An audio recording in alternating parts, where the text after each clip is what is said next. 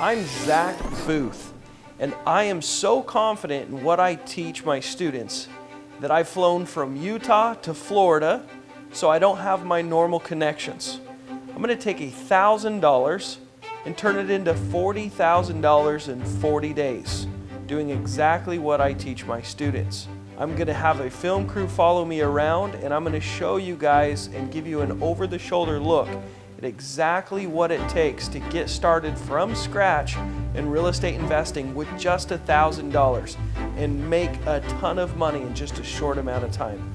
I hope you guys enjoy this journey and follow along. It is 8:40. I try and be on the dialer by 8:30 in the morning. I like to cold call from 8:30 a.m. to 11:30 a.m. So I'm going to plug in and start dialing while I have my breakfast. And then I've got a sales training with my sales team in an hour and 15 minutes. I'll do that. Once I'm done there, I'm going to go shower. I wish I had time to shower before, but I don't. I'm going to go shower, and then we're going to go do driving for dollars a day. So hopefully we produce a lead real quick. Here we go. So logging into the dialer. You are now logged into the Mojo dialer. Please press the start button on your screen to begin calling. I'll also check some of the text messages that I was sending yesterday and see who responded. I got some responses, some FUs, some no thank yous. So hopefully we get some yeses. Yeah, a little out of the blue. I was wondering if you thought of selling or if you'd consider an offer on it. If you like price, then we'll talk about it. If you don't like price, just look for something else. Okay, sounds good.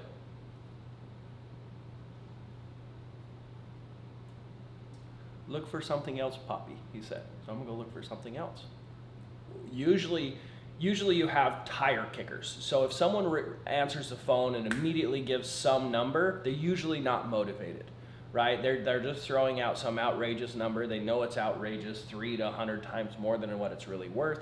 They're just tire kickers, time wasters. So a lot of the times, those really bad houses, that are boarded up and that kind of stuff, like they're not sold to investors because investors can't find the owners. A lot of the times, like owners are out of state, they inherited the property, there's very little public record on it, the people that inherited the properties don't have time to deal with them, and sometimes the only way to figure it out is go door knock in the evenings when everyone's home, like 7 or 8 o'clock at night, and go door knock all the neighbors and be like, hey, sorry to bug you, been trying to get a hold of the neighbor. So I'm going to probably have to do a little bit of that to try and find out who owns some of these properties. So we'll see what happens. We've done some videoing. We cold called this morning. I had a ton of work to do for coaching and my wholesaling business. We got 2 contracts yesterday. We were going over those. We've got a property we listed. I'm dealing with that. We got a potential subject to that we put under contract, which means I took over we signed a contract to take over the loan. And I'm looking to pick up some more rentals for myself. Turn left onto Delaney So Lane I don't Drive. know if I want to deal with that while I'm doing this challenge. So we were talking about what we could just assign the contract for. But we have a good day. We are going to a new area to drive.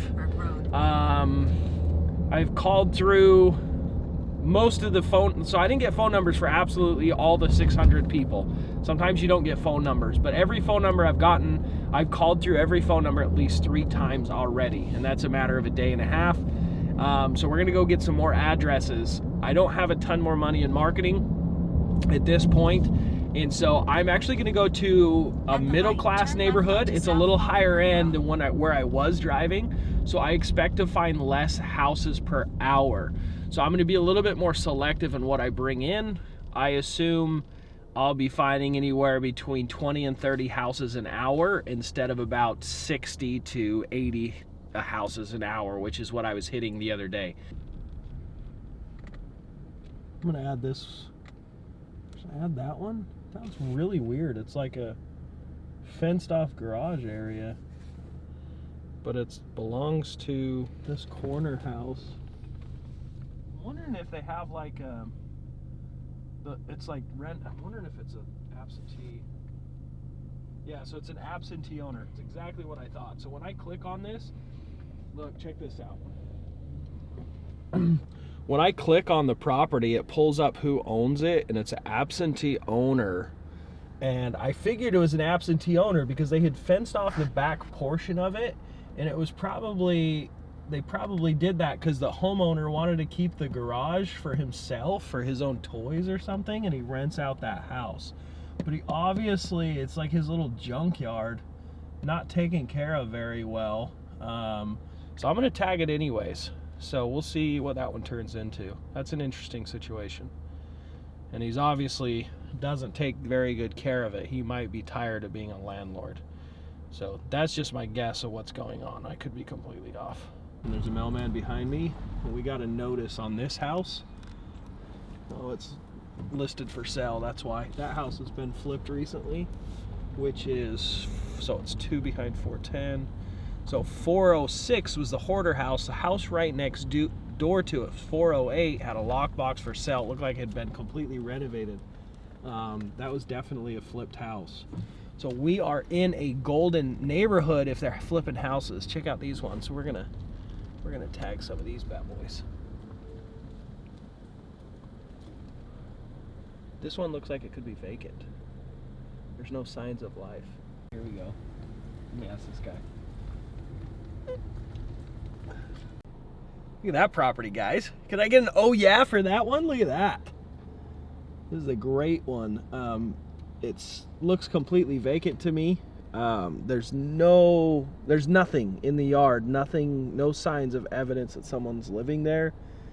And it's obviously really run down. So I tagged that one to my special one. And this is in a great neighborhood. I am really enjoying today's properties. So we'll see. I'm excited to jump on the dialer with this one. This is gonna be a good list. What's up, everyone? So this is a house that I was going to tag, and Emilio was out here, found out he's the contractor on this flip. So I missed this deal by a couple days, but I'm gonna take advantage of the opportunity and network. So like I said, I'm in a new market, so I wanna know my flippers, I wanna know my contractors that work for flippers. So I'm gonna go create some relationships, check out this flip they're doing, and so follow along. We'll see this house.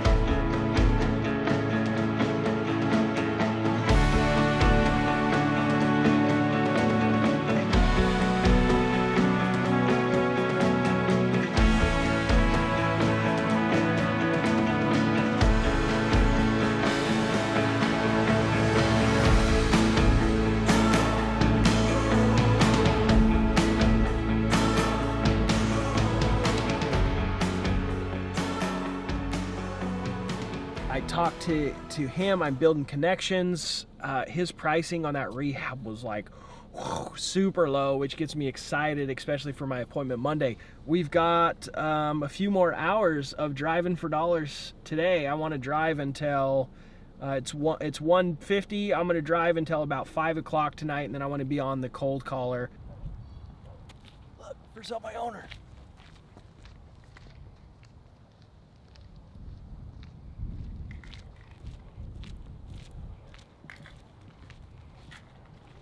Knock, knock.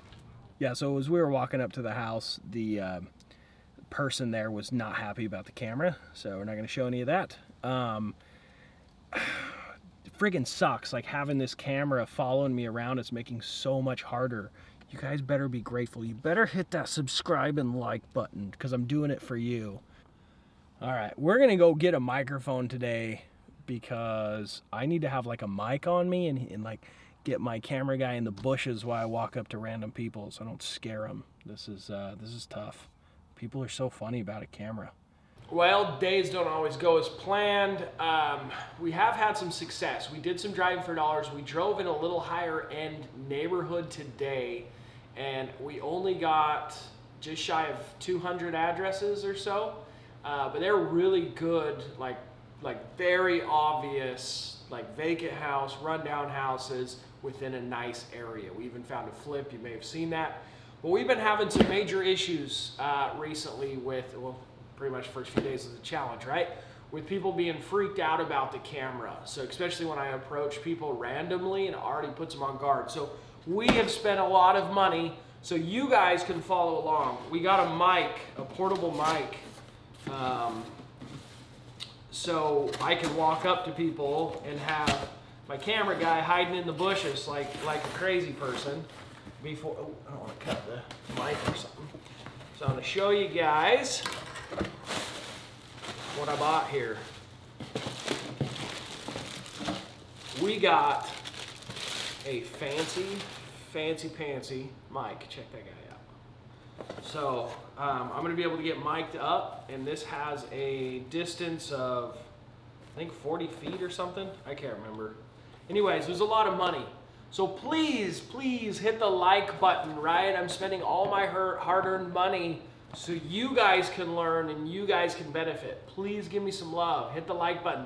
Remember, my favorite comment below also gets entered to win access to my mastery program, which is all of my coaching material, but also direct access to me as a coach. So if you guys want to enter to win, make sure you do that. So anyways, the rest of the night, we're going to get dinner prepped, and we're going to cold call and do some texting to these new leads. We were supposed to go shark hunting, but we got rain coming in, so that got canceled.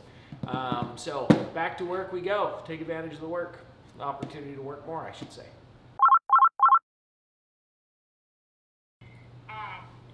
But we haven't really made a decision 100%. Well, no pressure. I don't want to convince you to do something you don't want to do.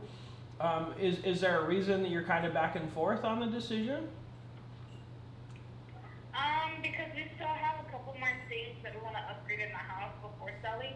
Yeah, gotcha. Well, one of the things that I do is I actually buy properties and do the upgrades myself, and then either keep them as rentals, and some of them I turn for a profit. Would you guys like to sell it as is? You know, cash offer, quick and easy, or are you wanting to put that extra time and money to make a little more? I mean, it depends. I'm not sure if you're able to give us what we want for it, because I mean, right now we have about $30,000 in equity. Okay. So that's just as is. So I mean, I don't know. We could be open to it. It just depends on like what the offer is and if it's worth it, you know, for us. 100%. You definitely shouldn't sell it to me if you can make a lot more somewhere else, right? I'll be completely transparent with you. Well, I would love to speak with you. Could I call you a little bit later tonight? We could talk a little bit more about potential details so I could do some research before we end up meeting? Yeah, that's fine. Okay, could I call you? What time would you be home? I don't want you to be safe driving. If you could give me a call from like 7:30ish, that'd be great. 7:30. Okay, I will be calling you at 7:30. All right, great. Well, I look forward to speaking with you. Thank you so much for your time. You're welcome. Talk to you soon. Yes, dude! Of those 130 some odd properties, I added 15 properties to my list, right? And that were like the really obvious ones that like really need some work. And that came from that list. So I'm really pumped about this lead. I really think there's some potential here. So looking forward to the call here in about an hour. So we'll talk to him. Yes, who is this? Yeah, my name's Zack. I know it's a little bit out of the blue. I was just wondering if you thought of selling or if you'd consider an offer. No, absolutely not. Okay. All right. Well, thanks for taking my call. Have a nice night. Yeah, a little out of the blue, I know. I was just wondering if you thought of selling or if you'd consider an offer on it. No, it's not for sale. Okay. Do you think you'd like to sell it in the near future, or are you going to hold on to it long term? Well, if you give me 500,000, I'll sell it to you today. Yeah, I bet. All right. Have a good night. So a little earlier, there's my alarm to call the lady. A little earlier, I cold called this lady. She said she would sell it, but she said maybe not yet. I said, why in the future, not now? She said, well, it needs work. And it's like, haha, okay, well, what if I could buy it as is? And she hemmed and hawed, and she sounded busy. So I said, did I catch you at a bad time? She said, yes, she's driving in the rain. So we rescheduled to talk, which was better because she's going to be home with her husband. She told me to call her right now. So I'm calling her, and that's all I know, right? I know it needs some love. It's a property we tagged actually today. So let's see what happens.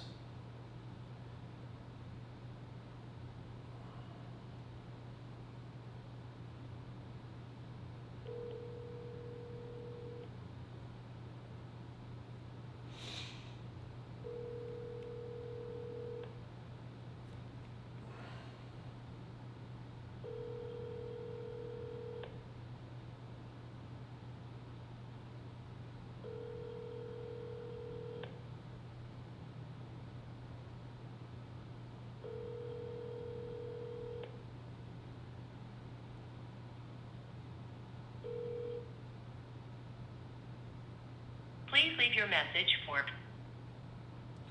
Hi, this is Zack, the house buyer. That's a tip. Say house buyer more often than you say investor, right? Like say local house buyer. It feels less threatening, less lowball-y, right? Because they're thinking you're going to lowball. So, hi, this is Zack, the house buyer. You asked to call back. You called back now. I'll try again here shortly. Yeah, so she responded. She said she's putting the kiddos to bed. She was in the room. Her phone was in the other room. She just texted on her Apple Watch. So I'll call her here in like 30 minutes, but I'm going to get back to cold calling.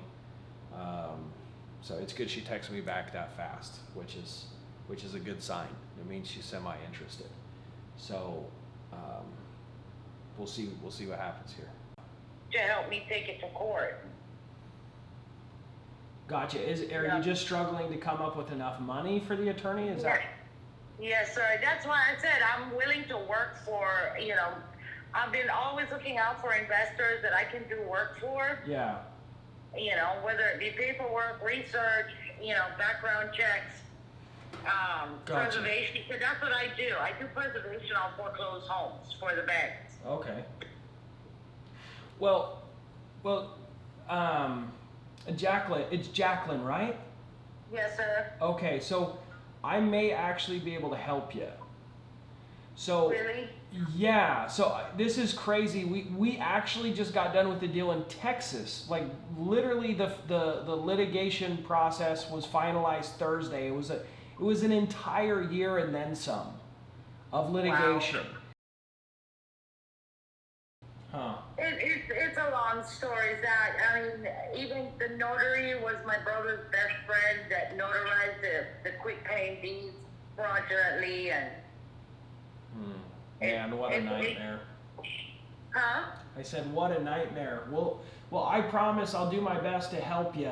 Like I said, this is not the first time I've dealt with these kinds of things.